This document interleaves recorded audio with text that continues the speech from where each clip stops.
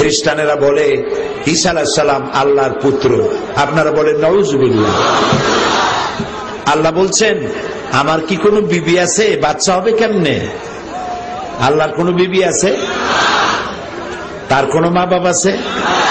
ছোট্ট একটি সূরার মধ্য দিয়ে আল্লাহ রাব্বুল আলামিন তার তাওহীদের প্রকাশ করেছেন।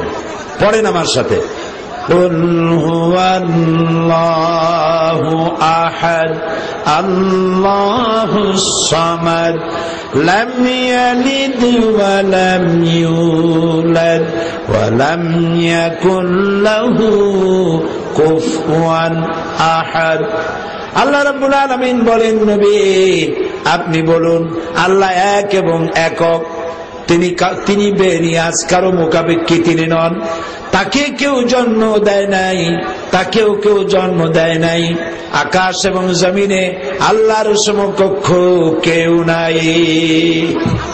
সুবহানাল্লাহ। তো আল্লাহ রাব্বুল আলামিন তিনি যদি শুধু নবী পাঠাতেন আর কিতাব যদি না পাঠাতেন, খুবই আপনারা কষ্ট করে আসছেন, কথা যদি ভালো করে না শোনেন তাহলে আশা বৃথা হয়ে যাবে, ঠিক না ভাই? খুব কান মন দিয়ে শোনেন। যদি শুধু নবী আসতো, কিতাব আসে নাই, লোকেরা নবীকে খোদা বানায় নিত বা খোদার ছেলে বানাইতো, যেমন বানাইছে খ্রিস্টানেরা ঈসা আলাইহিস সালাম রে আল্লাহর ছেলে। ইহুদিরা কি বলল? وقالت اليهود عزير ابن الله, ইহুদিরা বলল উজাইর হচ্ছে আল্লাহর পুত্র। তাহলে দেখা গেল যে এরা নবীকে আল্লাহর পর্যায়ে নিয়ে যায়, এভাবে সবাই নিয়ে যেত। কিন্তু আল্লাহ তাআলা নবীও পাঠাইছেন, কিতাবও পাঠাইছেন।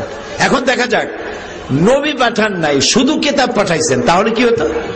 যদি নবী না পাঠাইয়া খালি কিতাব পাঠানো হতো, তাহলে মাঝিহারা তরীর মতো, ক্যাপ্টেন ছাড়া জাহাজের মতো সমুদ্রের উত্তাল ঢেউয়ের মধ্যে হারিয়ে যেত, দূর থেকে আরো দূরে, বহু দূরে, অথবা ঢেউয়ের তরঙ্গ আঘাত সহ্য করতে না পেরে ডুবে চলে যেত মহাসাগরের অতল তলদেশে, ঠিক না? সেই জন্য আল্লাহ নবীও দিলেন, কিতাবও দিলেন, পৃথিবীর মানুষের প্রতি ইহসান করেছেন। সুবহানাল্লাহ। কিতাব বুঝবা না, সেই জন্য নবী দিয়েছে, নবী দিয়া যেন তুমি বোঝো কিতাব আমল করে কেমনে, সেই জন্য দিলাম। এইভাবে করে আল্লাহ তাআলা অসংখ্য নবী পৃথিবীতে পাঠাইছেন। কত নবী পাঠাইছেন সে হিসাব আমরা জানি না। কেউ কেউ বলে 1,24,000, কেউ বলে 2,24,000। এই ব্যবধানটা কি ঠিক হলো? কেউ জিজ্ঞেস করলো, ভাই তোমার বয়স কত? কয় 30 কি 70। 30 কি 31 বললে মানায়, 30 কি 70, এটা একটা কথা হইল। 1,24,000 অথবা 2,24,000। এখন চিন্তা করেন, যদি 1,24,000 হয়, তাহলে অথবা বলে যারা 2,24,000 বলে, তারা ফাও 1,24,000 উপর ঈমান আনছে। আর যদি 2,24,000 হয়, যদি এর থেকে কম না হয়, তাহলে আপনি বেশি নবীর উপর ঈমান আনিয়ে আরো সর্বনাশ করলেন। কথা বুঝতে পেরেছেন? এই জন্য নিরাপদ শব্দ হলো অসংখ্য নবী। আল্লাহ মাত্র 25 জন নবীর নাম নিয়েছেন কোরআন শরীফে। কয়জন নবী? 25 জন। বাকি আল্লাহ তাআলা বলেছেন অনেক নবীর ঘটনা নাম আমি বলেছি, অনেকের ঘটনা বলি নেই, নাম জানাইনি, দরকার নেই। আল্লাহ যা দরকার বোধ করেছেন সেটাই দিয়েছেন। এখন এই আমি বলবো অসংখ্য নবী, এই অসংখ্য নবীর মধ্যে সর্বশেষ এবং সর্বশ্রেষ্ঠ যিনি, তার নাম বিশ্ব নবী মুহাম্মদুর রাসূলুল্লাহ। সবাই বলেন সাল্লাল্লাহু আলাইহি ওয়াসাল্লাম। প্রিয় ভাই সব, দুনিয়ায় যত নবী এসেছেন, সমস্ত নবী এসেছেন তার জাতির জন্য, তার দেশের জন্য, তার গোত্রের জন্য, তার সম্প্রদায়ের জন্য। মুহাম্মদ সাল্লাল্লাহু আলাইহি ওয়াসাল্লাম কোন একটি যুগের জন্য, কোন একটি দেশের জন্য, কোন একটি জাতির জন্য, কোন একটি গোত্রের জন্য, কোন একটি ভাষার জন্য নবী হয়ে আসেন নাই। তার নবুয়তের সীমা কদ্দূর? সারা বিশ্ব জুড়ে। আল্লাহ রাব্বুল আলামিন তার নবীকে বলেছেন, কুল ইয়া আইয়ুহান নাসু ইন্নী রাসূলুল্লাহি ইলাইকুম জামিআ। আল্লাহ তাআলা বলেন, হে নবী আপনি বলুন, ও পৃথিবীর মানব সকল, আমি আল্লাহর পক্ষ থেকে তোমাদের সকলের জন্য রাসূল হয়ে এসেছি। সুবহানাল্লাহ। পৃথিবীর সর্বকালের সর্বযুগের সর্বশ্রেষ্ঠ মহামানব রাসূল, বিশ্ব মানবতার বিশ্বস্ত বন্ধু, মহান শিক্ষক মুহাম্মদ রাসূলুল্লাহ। এই সাল্লাল্লাহু আলাইহি ওয়াসাল্লাম পড়তে বলি কেন জানেন? রাসূলের নাম শুনে দরুদ পড়া কি সুন্নত? হ্যাঁ, ওয়াজিব। বলেন তো কি? রাসূল বলেছেন যে আমার নাম শুনলো আর আমার উপরে দরুদ পড়লো না, বখিলের খাতায় তার নাম লেখা যাবে। রাসূলের উপরে কেউ যদি একবার দরুদ পড়ে, আল্লাহ তার নামায় আমলে 10টা রহমত নামায় আমলে লিখে দেয়। সুবহানাল্লাহ। এক শ্রেণীর ফেরেশতারা তামাম পৃথিবী ঘুরে বেড়ায়, তাদের কোনো কাজ নাই, একটাই কাজ, পৃথিবীর যে কোনো প্রান্তরে যখন যে ব্যক্তি দরুদ পড়বে, ওই ফেরেশতারা নবী করিম সাল্লাল্লাহু আলাইহি ওয়াসাল্লামের কাছে দরুদ পৌঁছায় দিবেন। সুবহানাল্লাহ। তো নবী করিম সাল্লাল্লাহু আলাইহি ওয়াসাল্লামের মর্যাদা সব নবীর চাইতে কি? আমরা আমানা রাসূলু বিমা উনজিলা ইলাইহি মির রাব্বিহি ওয়াল মুমিনুন কুল্লুন আমানা বিল্লাহি ওয়া মালাইকাতিহি ওয়া কুতুবিহি ওয়া রুসুলিহি।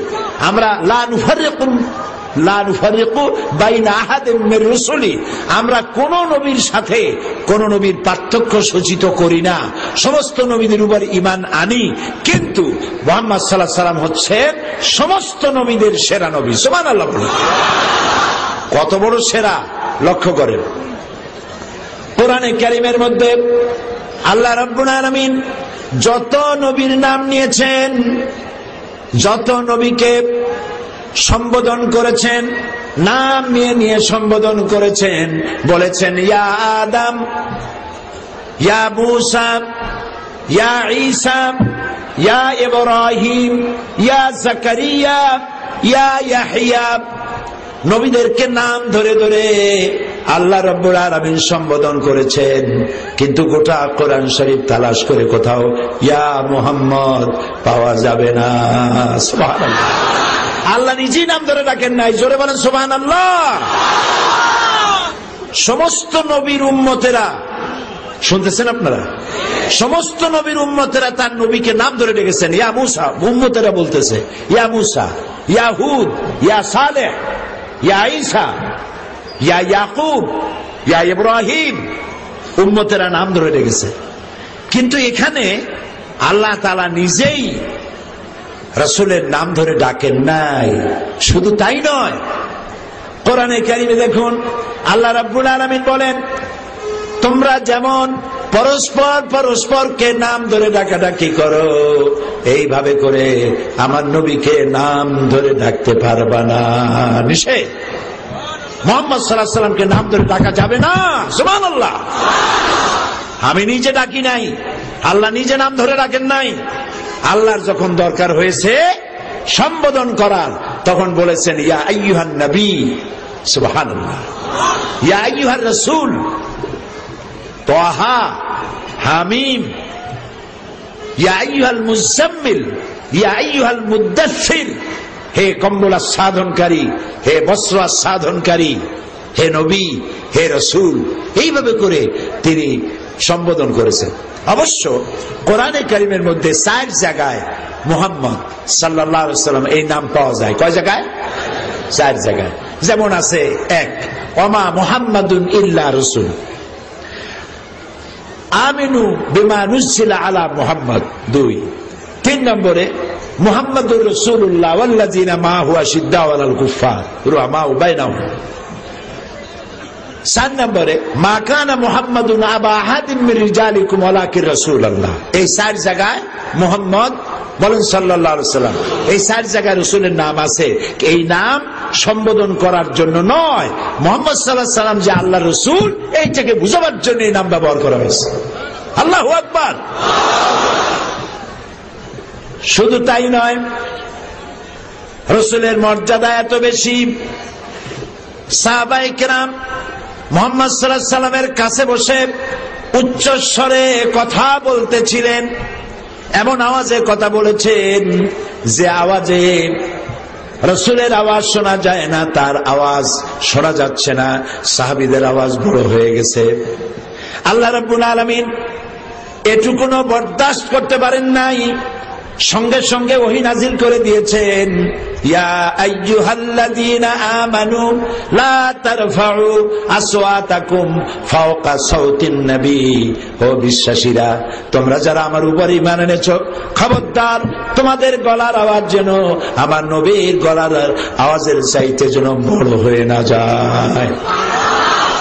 আমার নবীর সামনে কথা বলার সময় আদবের সাথে কথা বলবে, উচ্চস্বরে কথা বলতে পারবে না। যদি কেউ আমার নবীর সামনে উচ্চস্বরে কথা বলো, আনতাহাবাতা আমালুকুম, যত ভালো কাজ করছো সব পণ্ড করে দেব, বরবাদ করে দেব। আজও রাসূলের কবরের সামনে সবুজ সাইনবোর্ডে সোনালী অক্ষরে এই আয়াতে কারিমা লেখা আছে। এখনো ওখানে যায় যারা, রাসূলের কবরের পাশে গিয়ে দাঁড়ায়া ফুপায় ফুপায় কান্দে, আওয়াজ করে না, বেয়াদবি হয়ে যাবে, কলিজা ফেটে যায় মোহব্বতে, কিন্তু কেউ আওয়াজ করে না। কোথায় দাঁড়াইছি? শাহানশাহ আল্লাহর পরে আরশের নিচে জমিনের উপরে এত বড় মর্যাদা কারো নাই। রাসূলের ঘরের নামেও সূরা নাজিল হয়েছে, হুজরাত থেকে হুজুরাত, সূরা হুজুরাত। রাসূলুল্লাহ আরাম ফরমাচ্ছিলেন দুপুর বেলায়, একজন এসে দরজা নক করেছে, ডেকেছে, রাসূলুল্লাহ আয়াত নাজিল করেছেন, আল্লাহ তাআলা আয়াত নাজিল করেছেন, বলেছেন এই লোকগুলি কি এতটুকুন আকল নাই? তারা কি একটু অপেক্ষা করতে পারতো না যে রাসূলুল্লাহ বিশ্রাম শেষ করে তারপরে বেরোবেন আর এরপরে কথা বলবে? কেন তারা অপেক্ষা করলো না? কেন ডাকাডাকি করলো? সুবহানাল্লাহ কইতে ইচ্ছা করে না? কি বিশাল ব্যক্তিত্ব, কি আজিম পার্সোনালিটি, আল্লাহ নিজে সম্মান করতেছেন। সুবহানাল্লাহ। আপনার আমার চরিত্রের ক্যারেক্টার সার্টিফিকেট কে দেয়? আরে দূর, বোঝে না, শোনে না, কয় আপনার আমার চরিত্রের সার্টিফিকেট দেয় চেয়ারম্যান, মেম্বার, এমপি, মন্ত্রী, ম্যাজিস্ট্রেট। ওর নিজেরই চরিত্রের বেলায় নাই, আর একজনের ক্যারেক্টার সার্টিফিকেট দেয়। মুহাম্মদ সাল্লাল্লাহু আলাইহি ওয়াসাল্লামের ক্যারেক্টার সার্টিফিকেট কে দিয়েছেন? চিল্লায় কোন আল্লাহু আকবার। আল্লাহ রাব্বুল আলামিন রাসূলের ক্যারেক্টার সার্টিফিকেট দিচ্ছেন, ওয়া ইন্নাকা লাআলা খুলুকিন আযীম। হে নবী, আপনি মহান চরিত্রের উপরে প্রতিষ্ঠিত, মহান চরিত্র, উত্তম চরিত্রের উপরে প্রতিষ্ঠিত। রাসূলুল্লাহ নিজে বলেছেন, ইন্নী বুইসতু লিউতাম্মিমা মাকারিমাল আখলাক, চরিত্রকে পূর্ণতায় পৌঁছে দেওয়ার জন্য আমি প্রেরিত হয়েছি। কারে কয় চরিত্র? পার্সোনালিটি, ব্যক্তিত্ব কারে কয়? একজন সাহাবীকে রাসূল বললেন, তুমি এই কামটা করলে না কেন? রাসূলুল্লাহ, সাহাবী বললেন, ইয়া রাসূলুল্লাহ, আমি তো বুঝি নাই, আপনি যদি চোখের ইশারা আমাকে বলতেন তো আমি তো কামটা করে ফেলতাম। রাসূলুল্লাহ বললেন, চোখের ঠারে ঠরে কাজ করা নবুয়তের শান নয়। চোখ টিপ মেরিয়া চোখের কোনা দিয়া কথা বলা, এটা নবুয়তের শান নয়। সুবহানাল্লাহ, সুবহানাল্লাহ। ভালোবাসা দিয়া মানুষ পাগল বানায় ফেলাইছে। আল্লাহু আকবার। বোমা মেরে ইসলাম কায়েম করেন আল্লাহর রাসূল। বোমা মেরে আল্লাহর আইন যারা আল্লাহর আইন প্রতিষ্ঠিত করতে চায়, তারা মুসলমান তো দূরের কথা, মানুষ নয়, এরা পশু জানোয়ার। নবী করিম সাল্লাল্লাহু আলাইহি ওয়াসাল্লাম বোমা মেরে তরবারির দ্বারা তিনি ইসলাম প্রতিষ্ঠিত করেন নাই, মানুষ ভালোবাসায় পাগল হয়ে গেছে। সুবহানাল্লাহ। আনাস রাদিয়াল্লাহু তাআলা আনহু 8.5 বছর বয়সে রাসূলের খাদেম হিসেবে আসছে। কয় বছর বয়স? বাচ্চা না? রাসূলুল্লাহ বলছেন, আনাস এই জিনিসটা নিয়ে আসো। হযরত আনাস চলে গেলেন। অনেক সময় হয়ে গেছে, আনাস ফেরে না। নবী করিম সাল্লাল্লাহু আলাইহি ওয়াসাল্লাম চিন্তা করলেন, আনাসরে পাঠাইলাম এই জিনিসটা আনতে, এখনো ফেরে না কেন? কাউকে কিছু না বলে রাসূল নিজেই বেরিয়ে গেলেন হযরত আনাসকে তালাশ করতে।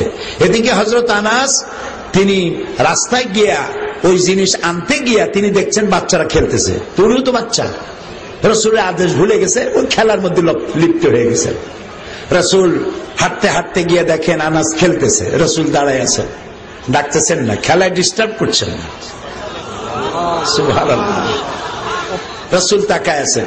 হযরত আনাস খেলতে খেলতে হঠাৎ চোখ পড়েছে রসুলের দিকে, কলিজা চলে আসছে এখানে। রসুল আমাকে আদেশ করেছেন আর আমি খেলা করতেছি। হযরত আনাস বলেন, রসুলের চোখের উপর আমার যখন চোখ পড়লো, নবী করিম সাল্লাল্লাহু আলাইহি সাল্লাম আমার চোখের দিকে তাকায় মুস্কি হেসে দিলেন। রসুলের সেই মুস্কি হাসির শাসন সারা জীবনে আমি ভুলতে পারি নাই। 10 বছর খেদমতে থেকেছি, একটা দিনের জন্য আমাকে বলে নাই আনাস এটা কেন করেছো অথবা এটা কেন করো নাই। রহমতের নবী, আল্লাহু আকবার। আল্লাহ খুশি হয়ে বলছেন নবীকে, এই যে তায়েফে এত মারা মারলো, আমি তায়েফে গেছি, যেই রাস্তায় রসুলকে মারছে সেই রাস্তা দেখছি। 3 দিনের না খাওয়া নবী বাড়ি বাড়ি গিয়ে দাওয়াত দিয়েছেন। কেউ দাওয়াত কবুল করতে চায় না, সবাই বলে তুমি যদি নবী হবা তো গরিব হইছো কেন। আল্লাহ একটা ধনী মানুষের পাইলো না নবী বানাইতে, যেখানে যায় সেখানে বাজে কথা বলে। শেষ পর্যন্ত যখন তিনি বুঝলেন যে এরা আমার কথা মানবেই না, তখন বলবেন আচ্ছা ঠিক আছে আমি মক্কায় ফিরে যাই, তবে আমি যে তায়েফ আসছিলাম এই কথাটা তোমরা মক্কার নেতাদেরকে জানাই দিও না, তাহলে ওরা আমার উপরে অত্যাচারের মাত্রাটা বাড়ায় দেবে। তায়েফের এই দুষ্ট কাফেরেরা তারা মক্কায় তো জানালোই, আর যেই পথে রসুল যাবেন ফিরে সেই রাস্তায় তারা যুবকদেরকে লেলিয়ে দিল। তারা দুদিক থেকে পাথর মারা শুরু করল। ঘটনা আপনারা জানেন, শুনেছেন ওয়াজের মধ্যে। আর আমি ওই জায়গা দেখছি যেখানে মারা হয়েছে, প্রাণ ভরে কাঁদছি। শুধু 3 জায়গায় মেরেছে। প্রথম বেহুশ হলেন, উঠাইয়া জবরদস্তি করে ঠেলে ঠেলে হাঁটাইছে, আবার মারছে, আবার বেহুশ হয়েছেন, আবার হেঁটেছেন। সর্বশেষ যেখানে একেবারেই অচেতন হয়ে পড়লেন সেখানে রক্ত পড়েছে সব থেকে বেশি।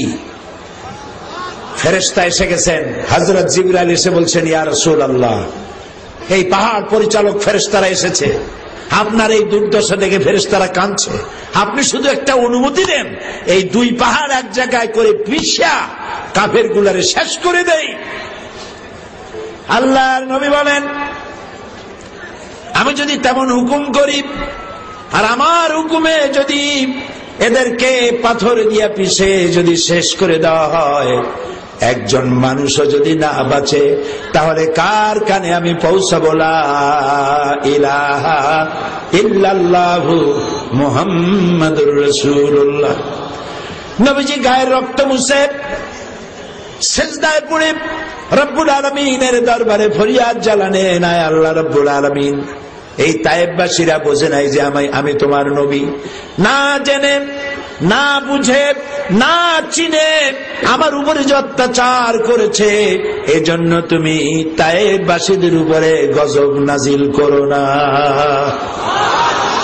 আল্লাহ রাব্বুল আলামিন নবীজিকে বললেন ওয়া মা আরসালনাকা ইল্লা রাহমাতান লিল আলামিন। নবী হে, তামাম পৃথিবীর জন্য, গোটা সৃষ্টি জগতের জন্য আপনি আমার রহমত। সুবহানাল্লাহ। আপনি করুণার মূর্ত প্রতীক। তিনি মানুষের কাছে মক্কি জিন্দেগিতে মানুষকে তাওহীদ বুঝাইছেন, রিসালাত বুঝাইছেন, আখিরাত বুঝাইছেন, মানুষের কলিজার মধ্যে ঢুকে গেছেন, মার খেয়েছেন, অত্যাচারিত হয়েছেন, ক্ষুধায় কষ্ট পেয়েছেন, কত কষ্ট করেছেন। জাবালে নূর বিশাল পাহাড়, সেই পাহাড়ে আমি উঠছি যেখানে ওহী নাজিল হয়েছে সর্বপ্রথম। আমি সেই জায়গাটায় ঢুকেছি যেখানে রাসূল গবেষণা করতেন, অর্থাৎ মোরাকাবা করতেন, চিন্তা ভাবনা করতেন এই জাতির বাঁচার পথ কি। আমি ওখানে গিয়ে রাসূলের কথা মনে হওয়ার আগে আমার মনে পড়ল হযরত মা খাদিজার কথা। রাসূল তো পুরুষ মানুষ, তার জন্য এই পাহাড়ে ওঠা স্বাভাবিক ছিল, কিন্তু আমার মা, আমাদের মা খাদিজা আমাদের কি, আমাদের মা, বিশ্ব জননী, প্রত্যেক দিন খাবার নিয়ে গোপনে মানুষের চোখ এড়াইয়া এই খাবার পরিবেশন করতেন। সেই গুহা পর্যন্ত গিয়ে কেমনে আসতেন, আল্লাহর নবী তার খাবার নিয়ে হযরতে খাদিজা পৌঁছে দিতেন। 40 বছর বয়স পূর্ণ হওয়ার পর যখন তিনি ওহী পেলেন, কারে বলে চরিত্র, নবীজি সর্বপ্রথম দিনের দাওয়াত দেওয়ার যখন অর্ডার পেলেন, প্রথম দাওয়াত দিলেন নিজের স্ত্রী হযরত খাদিজা রাদিয়াল্লাহু তাআলা আনহাকে। প্রথম দাওয়াত দিলেন কারে? খাদিজা রাদিয়াল্লাহু তাআলা আনহাকে। সুবহানাল্লাহ। এটা খুব স্বাভাবিক কথা নয়, যেহেতু পুরুষটি কেমন এর উত্তম সার্টিফিকেট দিতে পারে পৌরসভার মেয়র নাকি চেয়ারম্যান, পুলিশ না, স্ত্রীর চাইতে উত্তম সার্টিফিকেট কেউ দিতে পারে না। যত পীর সাহেবরা আসে মুরিদ বানাইতে, জিজ্ঞেস করা দরকার, হুজুর আপনার বউ আপনার মুরিদ হয়েছে কিনা। বাইরে গিয়ে অনেক কিছু বলা যায়, সেরাগুল সালেকিন, মিসবাহুল আরিফিন, কুতুবে দাওরান, সিয়াহে পান্দান, আশেকে পান্দান, সাইয়েদে খানদান, কত কিছু, ওর কোন শেষ নাই নামের আগে। বউ মুরিদ হয়েছে কিনা, কারণ বউ জানে আপনি ফেরেশতা না শয়তানের খালাতো ভাই, ঠিক কিনা। রাসূল প্রথম দাওয়াত দিলেন স্ত্রী খাদিজার কাছে। দেখেন আল্লাহর নবী বললেন, খাদিজা গো, আল্লাহ রাব্বুল আলামিন আমাকে আখেরি জামানার নবী বানাইছেন। সমস্ত প্রতিমাগুলিকে ভুলে যাও, এক আল্লাহর উপরে ঈমান আনো, আর আমাকে আখেরি জামানার নবী হিসেবে মেনে নাও।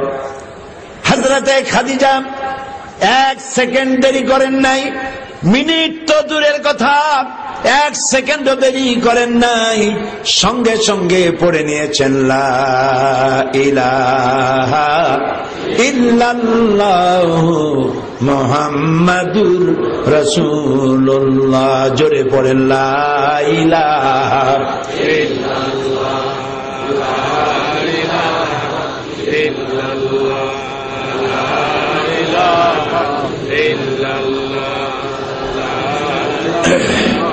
হযরত খাদিজা বলেন, ইয়া রাসূলুল্লাহ, ইয়া আবুল কাসিম, তিনি রাসূলকে ডাকতেন আবুল কাসিম, কাসেমের পিতা।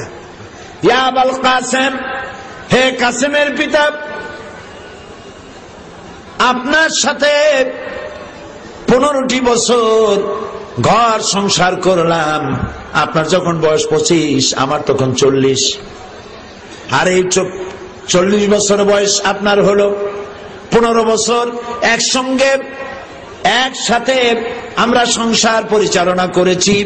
আপনাকে বিগত 15 বছর ধরে যা দেখেছি, আমার নিশ্চিত ভাবে আমার মনে এই প্রতীতি জন্মেছে, আপনি কোন সাধারণ মানুষ নন।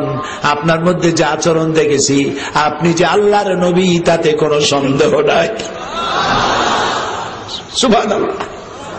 আপনি যে আল্লাহর নবী, এ ব্যাপারে আমার কোনো সন্দেহ নাই। আল্লাহু আকবার। প্রথমেই স্ত্রী ঈমান আনলেন। একজন পুরুষ সম্পর্কে সর্বপ্রথম জানে তার স্ত্রী, তারপরে জানে তার বন্ধু, তারপরে জানে তার চাকর বাকর, সাথে যারা থাকে। তার বন্ধু ছিলেন 20 বছরের বন্ধু। কয় বছর? নবুয়ত পাওয়ার আগের 20 বছরের বন্ধু হযরত আবু বকর সিদ্দিক রাদিয়াল্লাহু তাআলা আনহু। তাকে তিনি দাওয়াত দিলেন, আবু বকর, আল্লাহ আমাকে নবী বানাইছেন, তুমি আমার নবুয়তের উপর ঈমান আনো, এক আল্লাহর প্রতি ঈমান আনো। হযরত আবু বকরও খাদিজা রাদিয়াল্লাহু তাআলা আনহার মতো 1 সেকেন্ড দেরি করেন নাই, সাথে সাথে বলেছেন, 20 বছরের বন্ধুত্ব আপনার সাথে আমার, 20 বছর ধরে যা আমি আপনার সম্পর্কে জেনেছি বুঝেছি, আপনি সাধারণ মানুষ নন, আল্লাহর কসম আপনি আল্লাহর নবী। সুবহানাল্লাহ, সুবহানাল্লাহ। নবী করিম সাল্লাল্লাহু আলাইহি ওয়াসাল্লাম তার কাছের লোকেরা সর্বপ্রথম তার উপরে ঈমান এনেছেন। তার চারিত্রিক দৃঢ়তা দেখে, রাসূল কপালে লেখা থাকে না, কোন নবীর কপালে লেখা ছিল না যে ইনি নবী। কোন ফেরেশতা এসে কোন নবীকে হাত ধরে বলে যায় নাই, ইনি আল্লাহর তরফ থেকে নবী, তোমরা এনার নবুয়ত মানে নাও। এভাবে কোন নবীকে দিয়ে যাওয়া হয় নাই। নবী চিনছে কি দিয়ে? মানুষেরা কন্তবুদ্ধি করে হ্যাঁ, এই জন্যই তো বলি চাঁপাই নবাবগঞ্জের লোক খুবই শিক্ষিত, বুদ্ধি ভালো, জবাব দিতে পারে তাড়াতাড়ি। নবী চেনা যায় চরিত্র দিয়ে। সুবহানাল্লাহ। সারা জীবন ভালো করে শোনেন, সারাটি জীবন রাসূল কাউকে একটা গালি দেন নাই। যে যুগে মানুষ ন্যাংটা হয়ে চলতো, আল্লাহর ঘর তওয়াফ করতেও ল্যাংটা হইয়া, সেই যুগেও রাসূলের সতর কেউ দেখে নাই, বাচ্চা অবস্থায় কেউ দেখে নাই। যে যুগের মানুষ মিথ্যা কথা ছাড়া কথাই বলতো না, সেই যুগে রাসূল সারা জীবনে একটি মিথ্যে কথা বলেন নাই। কাফেররা পর্যন্ত তার কাছে আমানত রাখতো, আল আমিন বলতো। কি বলতো? কন্ত মানে কি? বিশ্বাসী, চরম বিশ্বস্ত। তার কাছে আমানত রাখতো, নিজেদের নেতাদের কাছে রাখতো না।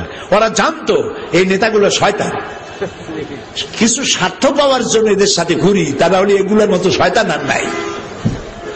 সেই জন্য তারা আমানত রাখতো রাসূলের কাছে। সুবহানাল্লাহ। আল আমিন, সাদেক, সত্যবাদী। কাউকে গালি দেন নাই, কাউকে মারেন নাই, নিজে কষ্ট করেছেন, কাউকে কষ্ট দেন নাই। সকলের কষ্ট নিজের বুকে উঠাই নিয়েছেন সারাটি জীবন। এই জন্য আমরা যত নেতাদের চিনি, আমি কারো নাম নেব না, এই দুনিয়ায় যত নেতাদের নাম আপনি শুনেছেন, আমি শুনেছি, সমস্ত নেতাদের শিক্ষাগত যোগ্যতা, রাজনৈতিক জীবন, জেলে থাকছে কতদিন, শেষরানি করছে কি, টাকা মারছে কত, দুদুকে ধরছে কত, এই সব জিনিস আমরা জানি, আর কিছু জানি না। কিন্তু রাসূলের জীবন, সুবহানাল্লাহ কোন আগেই রাসূলের জীবনকে দেখা হয়েছে মাইক্রোস্কোপিক্যালি দেখা হয়েছে, মাইক্রোস্কোপ দিয়ে দেখা হয়েছে রাসূলের জীবন। জন্ম থেকে শুরু করে মৃত্যু পর্যন্ত রাসূলের জীবনীকে যারা সংরক্ষণ করেছেন তাদের সংখ্যা 1 লক্ষ। 1 লক্ষ মানুষ তার জীবনকে সংরক্ষণ করেছেন। কেমনে শামাইলে তিরমিজি কিনবেন, হাবিজাবি নোবেল নাটক কেনার কোনো দরকার নাই মুসলমানদের, এগুলো পড়ে পাবেন কি? ইসলামের বই কেনেন, শামাইলে তিরমিজি কিনা।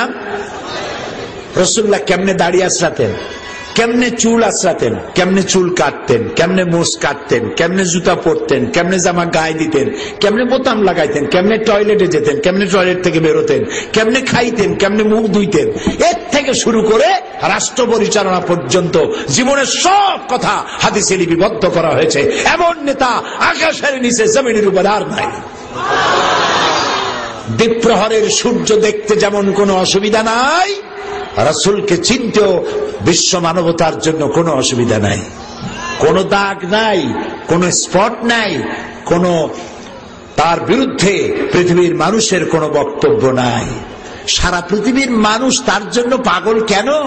কারণ হলো দুনিয়ায় যত নেতা হয়েছে সব নেতা কথা বলে তার নিজের দলের, কথা বলে নিজের ভাষার, কথা বলে নিজের দেশের, আর রাসূল কথা বলেছেন গোটা পৃথিবীর সব মানুষের।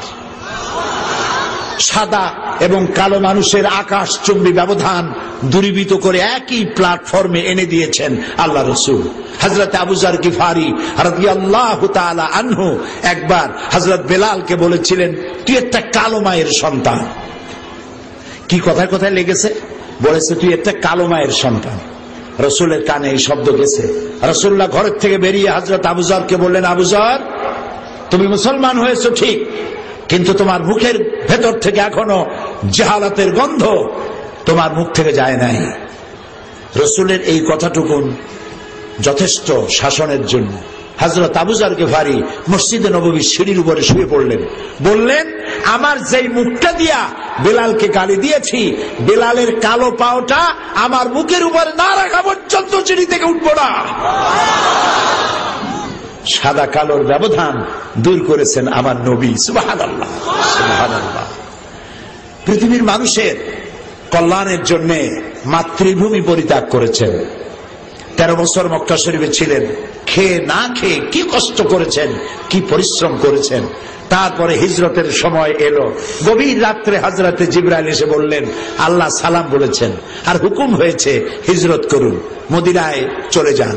রাসূলুল্লাহ ঘরের থেকে বেরোলেন, তাকিয়ে দেখলেন চতুর্দিকে কাফেরেরা দাঁড়ানো, হাতে এক মুষ্টি বালু নিলেন। কি নিলেন? বালুগুলো নিয়ে ছেড়ে দিলেন। বালুগুলি চতুর্দিকে যত কাফের ছিল তাদের চোখের মধ্যে চলে গেল। ওরা চোখ ডলাডলি আরম্ভ করলো, এই ভাগ দিয়ে রসুল বেরিয়ে গেলেন। সুবহানাল্লাহ বলবেন না? এখন বালু মারছেন একদিকে, কাফের তো চতুর্দিকে, কেমনে গেল বালু? আল্লাহ রাব্বুল আলামিন কোরআনে কারিমে বলে দিয়েছেন, ওয়ামা রামাইতা ইয রামাইতা ওয়ালাকিন্নাল্লাহ রামা। আপনি নিক্ষেপ করেন নাই, যখন আপনি নিক্ষেপ করেছিলেন আপনি তো শুধু ফিকে মেরেছিলেন। সমস্ত কাফেরদের চোখে বালু পৌঁছে দেওয়ার দায়িত্ব আমার কুদরত গ্রহণ করেছিল। রাসূলুল্লাহ বেরিয়ে গেলেন। হযরত আবু বকর রাদিয়াল্লাহু তাআলা আনহু দরজায় গিয়ে নক করলেন। হযরত আবু বকর গভীর রাত্রে লাব্বাইক ওয়া সাদাইক বলে দরজা খুলে দিলেন। রাসূল জিজ্ঞেস করলেন, আবু বকর, এক ডাকে এত রাত্রে তুমি দরজা খুললে, তুমি কি ঘুমাও নাই? হযরত আবু বকর বলেন, ইয়া রাসূলুল্লাহ, আপনি আমাকে সাথে নিয়ে হিজরত করবেন বলে আভাস দিয়েছিলেন, আমি সেই জন্য রাসূল কখন আসে আমার দরজার কাছে দাঁড়ায়া আমাকে ডাকাডাকি করবে আর আমি ঘুমায় থাকবো, বেয়াদবি হয়ে যাবে, এইটা মনে করে আপনার ডাক শোনার জন্য এই দরজার সঙ্গে পিঠ লাগাইয়া দাঁড়াইয়া ঘুমাচ্ছিলাম। হযরত আবু বকর রাদিয়াল্লাহু তাআলা আনহুকে সঙ্গে করে নিয়ে আল্লাহর নবী মিসফালার পথ দিয়া জাবালে কেদোয়ার উপর দিয়া জাবালে সুরে চলে গেলেন। ফজরে রক্ত হয়ে গেল। এগুলি সব ইতিহাস, এখনো দাঁড়িয়ে আছে জাবালে সুর। হযরত আবু বকর বলেন, সূর্য উঠে গেছে, পালাবার পথ নাই, ধরা পড়ে যাব। একটা গুহা দেখে বললেন, এই গুহার মধ্যে চলে যাই। গুহার মধ্যে আশ্রয় নিলেন। পরে কাফেরেরা খুঁজতে খুঁজতে ওই গুহার কাছে যখন এসেছে, হযরত আবু বকর বলছেন, আমরা ধরা পড়ে গেছি, একটু তাকালেই দেখতে পাবে। আল্লাহ নবী বললেন, ভয় পাওয়ার কোনো কারণ নাই। ইয ইয়াকুলুন সাহিবিহি লা তাহজান ইন্নাল্লাহা মা'ানা। ও আমার সাথী আবু বকর, ভয় পাইও না, আল্লাহ আমাদের সাথে আছে। আমরা মাইনরিটি নই, আমরাই মেজরিটি। আল্লাহু আকবার। ভয় পাওয়ার কারণ নেই। আল্লাহ তাআলা মাকড়সার জাল বুনে রেখেছিলেন। মাকড়সার জাল উপরে কবুতরের ডিম পেড়ে তা দিতেছে। একজনে কয় এর মধ্যে আছে, আর একজন কয় না তুই তো বেকুব নাকি, এর মধ্যে ঢুকলে মাকড়সার জালটা আস্ত থাকলো কেমন, এটা তো ছিঁড়ে যাইতো। আর একজনে কয় কবুতর একদম ডিম পেড়ে এখানে বসে থাকতে পারে নাকি, এর মধ্যে মানুষ আছে নাকি, চল আমরা ফিরে যাই। ওরা কথাবার্তা বলে ফিরে গেল। আল্লাহ তার রাসূলকে বাঁচাই দিলেন। সুবহানাল্লাহ। আরে কও না জোরে সুবহানাল্লাহ। সে আল্লাহ আছে না এখনো তিনি বাঁচাতে পারে। সুবহানাল্লাহ সুবহানাল্লাহ। রাসূলুল্লাহ চলে গেলেন মদিনায়। কোথায় গেলেন? মদিনা মুনাওয়ারায় যখন প্রবেশ করলেন, দূরের থেকে লোকেরা দিনের পর দিন অপেক্ষা করতেছেন আল্লাহর নবী আসবেন। অপেক্ষারত সবাই। সর্বপ্রথম এক ইহুদি খেজুর গাছের মাথায় উঠে সে দেখতে পেয়েছে দূর থেকে যেন চাঁদ উদিত হয়েছে। সেই বলল, তোমাদের নবী বোধহয় এসে গেছে। এত সুন্দর চেহারা কোন সাধারণ মানুষের হয় না। আল্লাহ নবী যখন ক্রমান্বয়ে জনসমাগমের কাছের দিকে এসে গেল, মদিনার লোকেরা গেয়ে উঠলেন, তলাআল বদরু আলাইনা মিন সানিয়াতিল ওয়াদাই ওয়াজাবা শুকরু আলাইনা মাদা লিল্লাহি দাই। তলাআল বদরু আলাইনা, আমাদের জন্য পূর্ণিমার চাঁদ উদিত হয়েছে। ওয়াজাবা শুকরু আলাইনা, আমাদের জন্য আল্লাহ শুকর আদায় করা ওয়াজিব হয়ে গেছে। রাসূল পৌঁছে গেলেন। মানুষ পাগলের মতো তাকায় আছে। এত সুন্দর চেহারা মানুষের হয় ভাবতেও পারে নাই তারা কোনদিন, চোখ ফেরাইতে পারে না। হযরতে আয়েশা সিদ্দিকা রাদিয়াল্লাহু তাআলা আনহা বলেছেন, যে সব মেয়ে লোকেরা ইউসুফ আলাইহিস সালামের দেখা তার রূপে মুগ্ধ হয়ে বিমোহিত হয়ে ফলকে কাটতে গিয়ে নিজেদের হাত কেটে ফেলে দিয়েছিল সবাই। ওই সব মেয়ে লোকেরা যদি আল্লাহর নবী মুহাম্মদ রাসূলুল্লাহ সাল্লাল্লাহু আলাইহি সাল্লামকে দেখতে পেত, তাহলে নিজেদের হাত কাটতে কাটতে কখন যে নিজেদের কলিজা কেটে ফেলে দিত টের পেত না। আল্লাহর নবী জিজ্ঞেস করেন, ওমর কান্দো কেন? হযরত ওমর বলেন, ইয়া রাসূলুল্লাহ, আমি বিশ্ব নবীর ঘর দেখতেছি, ছোট্ট একটি ঘর, আর ঘরের কোনায় পানির পাত্র সরাহি কাত হয়ে পড়ে আছে, তাতে পানি নাই, জগটা কাইট হয়ে পড়ে আছে, আর এক কোনায় 1 কেজি বা আধা কেজি গম বা জব পড়ে আছে। আর রাসূল বিশ্ব নবী 12.5 লক্ষ বর্গ মাইলের প্রেসিডেন্ট যিনি শুয়ে আছেন, খেজুরের পাতা দিয়া দড়ি বানানো, সেই দড়ি দিয়া বুনানো খাটিয়ার উপরে তোষক নাই, চাদর নাই, বালিশ নাই, হাত ছিল মাথার তলে, রাসূলুল্লাহর পিঠের উপরে দড়িগুলার দাগ কেটে আছে। হযরত ওমর বলেন, আল্লাহ রাসূল, আমি সহ্য করতে পারছি না, আমার কলিজা ছিঁড়ে যাচ্ছে। বিশ্বনবীর পিঠে দড়ির দাগ আমি বরদাস্ত করতে পারছি না, আপনি আমাকে অনুমতি দেন, আমি আপনার জন্য একটা তোষক বানাই নিয়ে আসি। রাসূলুল্লাহ বললেন, ওমর, আমি যদি হুকুম করি, এই ওহদ পাহাড়টাকে যদি বলি, ওহদ পাহাড় তুই আমার জন্য সোনা হয়ে যা, বলার সাথে সাথে ওহদ পাহাড়টা আমার জন্য সোনা হয়ে যাবে। আমি তো দুনিয়ায় শান্তি করতে আসিনি, মানুষের কল্যাণের জন্য এসেছি।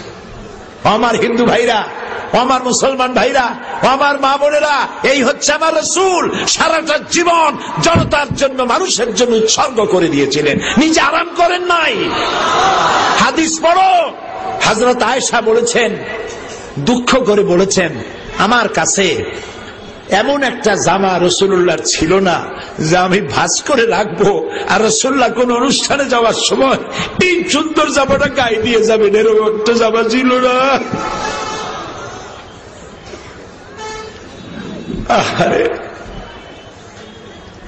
রাসূল প্রেসিডেন্ট, বাহরাইন থেকে, কাতার থেকে লাইনের পর লাইন উট বোঝাই হইয়া টাকা পয়সা খাদ্য সম্পদ এসে রাসূলের মসজিদের সামনে স্তূপ হয়ে আছে। ফজর পড়ে রাসূলুল্লাহ দেখলেন এত সব সম্পদ, সকালবেলায় ফজরের নামাজ পড়ে দেওয়া আরম্ভ করলেন, গরিবদের ডাকলেন, দেওয়া শুরু করলেন, দিতে দিতে জোহর হয়ে গেছে। জোহর পড়ে আবার বসলেন, আবার দিলেন টাকা পয়সা, তারপরে খাদ্যাদি সমানে দিতে থাকলেন, দিতে দিতে আসর হয়ে গেল। আসরের সময় রাসূল যখন উঠলেন, যাই কাপড় চোপড় ঝাড়া দিলেন, জায়নামাজটা ঝাড়া দিলেন, মনে হলো কিছু ময়লা টয়লা রাখছিল, ঝেড়ে ফেলে দিলেন। ক্লান্ত শ্রান্ত ক্ষুধার্ত নবী হযরত আয়েশার ঘরে প্রবেশ করে বলছেন, আয়েশা, আজকে খুব পরিশ্রম হয়েছে, খাবার কি কিছু আছে ঘরে? হযরত আয়েশা বলছেন, ইয়া রাসূলুল্লাহ, আল্লাহর কসম, আয়েশার ঘরে পানি ছাড়া কোনো খাবার নাই। এই হলো আপনার আমার রাসূল। মানুষকে খাওয়াইছেন, নিজে ক্ষুধার্ত থেকেছেন, মানুষের প্রয়োজন পূরণ করেছেন, নিজের প্রয়োজনের দিকে তাকান নাই। কলিজার টুকরা মেয়ে মা ফাতেমা এসে বলছেন, আব্বাজান, আটা পিষতে পিষতে আমার হাতে ফোসকা পড়ে গেছে, কুয়া দিয়া পানি উঠাইতে উঠাইতে আমার ঘাড়ে দাগ পড়ে গেছে, আব্বা, ইয়া রাসূলুল্লাহ, আমার একটা দাসী দিবেন? রাসূলুল্লাহ বলছেন, মা, আমি তোমারে কেমনে দাসী দেব? আমি তো এখনো অমুক অমুক গোত্রের কাছে খাবার পৌঁছাইতে পারি নাই, আমি তোমারে দাসী দিতে পারবো না। বরং তুমি প্রত্যেক নামাজের পরে সুবহানাল্লাহ 33 বার, আলহামদুলিল্লাহ 33 বার, আল্লাহু আকবার 33 বার, আর লা ইলাহা ইল্লাল্লাহু ওয়াহদাহু লা শারীকা লাহু লাহুল মুলক ওয়া লাহুল হামদ ইউহয়ী ওয়া ইউমীত ওয়া হুয়া আলা কুল্লি শাইইন কাদির। এটা পড়ো, কিয়ামতের দিন জান্নাতে আল্লাহ তোমার দাসীর ব্যবস্থা করে দিবেন।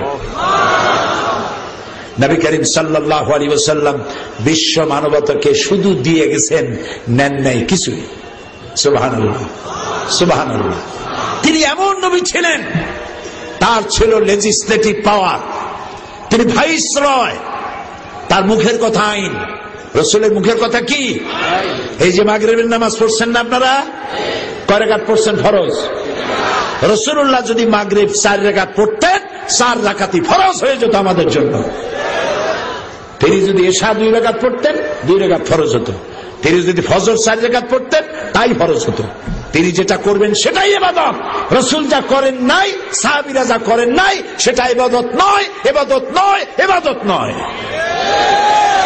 আমাদের বড় ভুল, বলবো আমাদের বড় ভুল, আমরা ইসলামকে চিনি হুজুর দিয়া।